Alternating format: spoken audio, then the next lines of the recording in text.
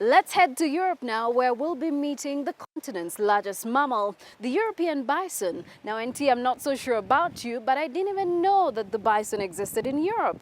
Joy, I didn't know either, but indeed they were nearly extinct. Now, thanks to a reintroduction program, thousands of bisons again roam the forests of Eastern Europe, most especially and notably the Romanian Carpathian Mountains. But the task of resettling them has proven to be somewhat of a challenge. So let's go meet these gentle giants. At the edge of the southern Carpathian Mountains, forest rangers Daniel Hurdezeu and Matai Micălescu are braving the snow and freezing temperatures in search of one of the continent's largest inhabitants, the wisent, or European bison. They locate the herd in a mountain meadow. Most of the animals were released here just a short time ago.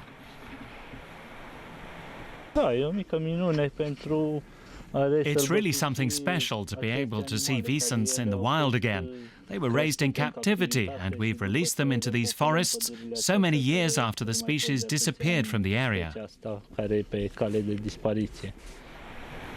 The last animal of its kind to roam this range was killed around 200 years ago.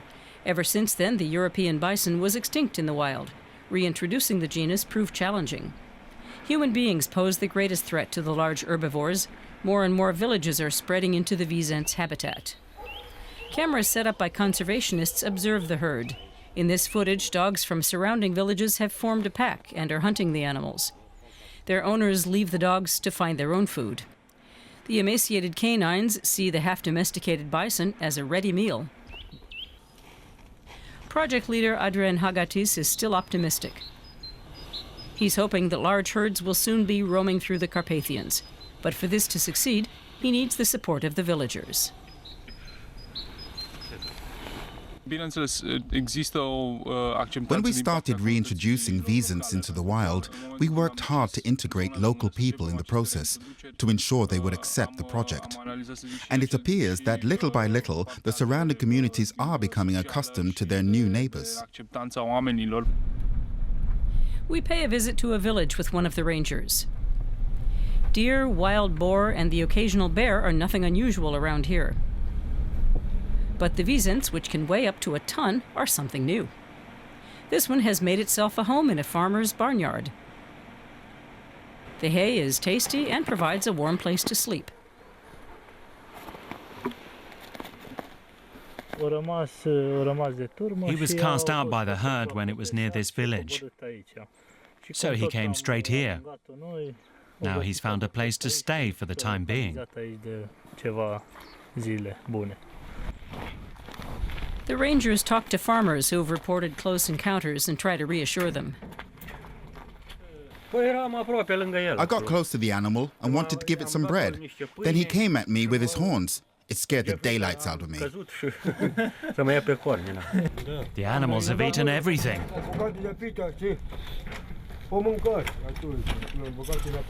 Conservationists have their work cut out for them when it comes to persuading the farmers to welcome their new neighbors.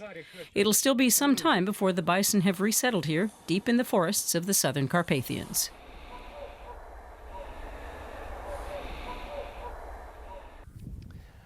And now we're off to the small Western African island state of Sao Tome and Principe. It looks stunning. But you know, Principe isn't a trouble-free beach haven. For example, one of its problems is plastic waste. Most goods on the island are imported, and that means they are wrapped in plastic. Our reporter met José Cassandra, the president of the regional government, to talk about tackling Principe's environmental challenges.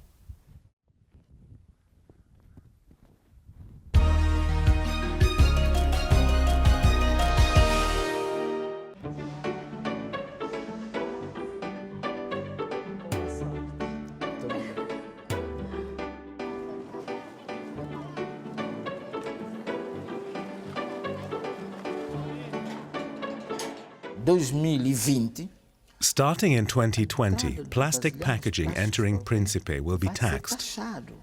If the products come in glass bottles, they won't pay any fees to enter. What we're saying to business people is, Make sure the products come in proper packaging that does not interfere with our program of eliminating or considerably reducing plastic in the island.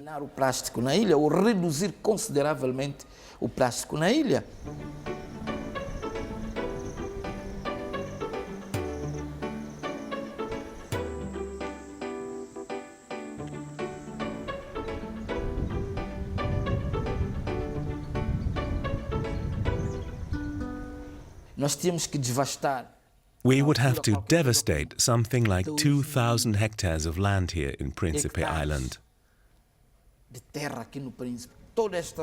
This entire area of dense forest would be completely destroyed in order to plant oil palm trees.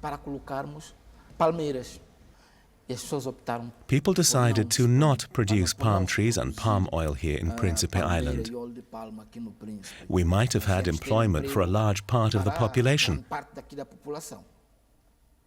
But that employment would disappear 30 years from now, with grave consequences for our forest, for our soil, for our nature.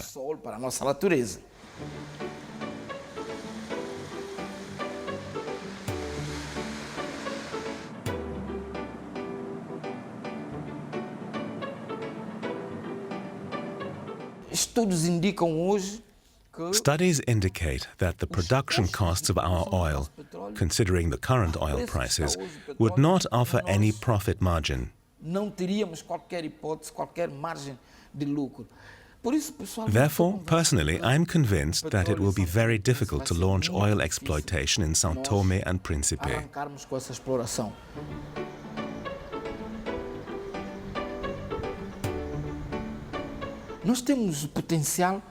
We have the potential to create tourism with luxury, with quality and responsibility. That's why we have a development plan here that does not permit us to build resorts with more than 50 rooms. All this is to enable us to not put too much pressure on the island and destroy what we have today. Being a biosphere reserve doesn't mean that one can't make investments. But we need to create a balance. Mas precisamos de criar esse equilíbrio.